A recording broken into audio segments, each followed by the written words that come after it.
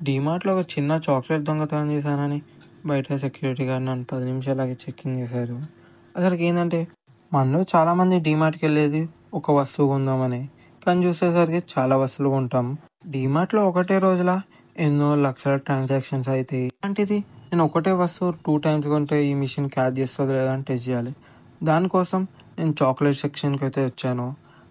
And ఇప్పుడు నేను taste చేయని చాక్లెట్ అయితే టేస్ట్ చేస్తా. దానికోసం ఈ చాక్లెట్ సెలెక్ట్ చేసుకున్నా.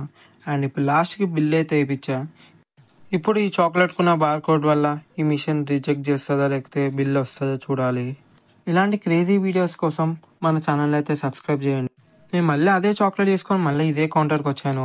బట్ ఇక్కడ బిల్ వచ్చింది ప్లస్ వీళ్ళకి నా మీద డౌట్ కూడా వచ్చింది. ఎందుకంటే నేను ఏమైనా దొంగతనం చేశానని. అందుకే నన్ను 10 నిమిషాలు సైడ్‌కి అయితే ఆపారు చెకింగ్ కోసం.